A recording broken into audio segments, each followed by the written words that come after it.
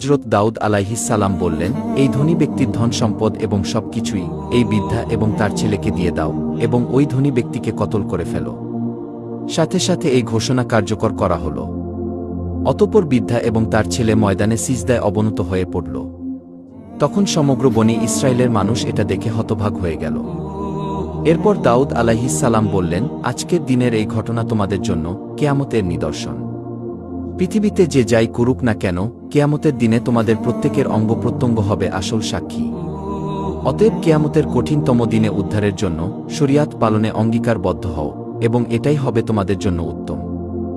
এই ঘটনা থেকে আমরা এই শিক্ষা নিতে পারি, মহান আল্লাহ রব্বুল আলামিন পবিত্র কোরআনে যে সব কাজগুলো বর্জন করতে বলেছেন সেগুলো বর্জন করব এবং সঠিক পথে চলব।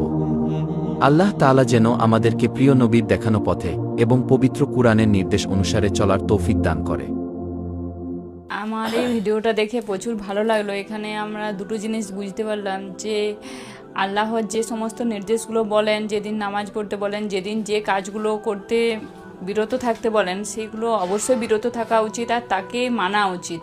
মানে লোভে পড়ে কোনো কিছু করা উচিত নয় নির্দেশ অমান্য করে। যেমন আল্লাহ বলেছিলেন যে শনিবার দিন যেন মাছ না ধরা হয়, কিন্তু এখানে দেখালো যে বণিকেরা এত লোভী। সেই দিন আল্লাহ একটু বেশি লোভ দেখাচ্ছিলেন, তিনি দেখছিলেন যে তারা কি করে, তারা সে নির্দেশটা তারা রাখতে পারে নাকি অমান্য করে। তার জন্য প্রচুর মাছ মানে নদীতে ভেসে যাচ্ছিল, কিন্তু বণিকেরা তারা নিজেদের লোভ সামলাতে না পেরে তারা আল্লাহের নির্দেশ অমান্য করেছিলেন।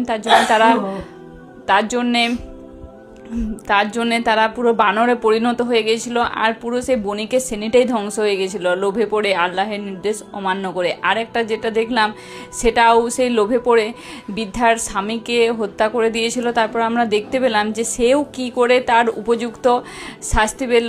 আর সে নিজেকে যতই মানে ধনী ব্যক্তি হিসেবে সে যতই পরিচিত হোক আর যতই নিজের পাপ কাজ সে ভাবে যে কেউ আমাকে দেখেনি অতএব আমি ভালো, কিন্তু সেটা কোনো না কোনো দিন প্রমাণ হবে। সেটা আমরা একটা প্রমাণ পেলাম যে মা আর বৃদ্ধা আর ছেলেটা তারা প্রথমে সাধারণ ফল খাচ্ছিল, তাদের স্বামীকে হত্যা করে সেই যে ধনী ব্যক্তি সে সমস্ত কিছু লুটপাট করে নিয়েছিল। তারপরে ঘটনাচক্রে সে তার কিভাবে উপযুক্ত একটা শাস্তি পেয়েছিল সেটা আমরা এই ভিডিওটার মাধ্যমে দেখে বুঝতে পারলাম। আমার প্রচুর ভালো লাগলো। আর আপনাদের দেখে কেমন লাগলো অবশ্যই জানাবেন কমেন্ট করে। আপনার দেখে কেমন লাগলো? আমার খুব ভালো লাগলো যে সত্যের জয় সব সময়, মিথ্যার আশ্রয় নাই।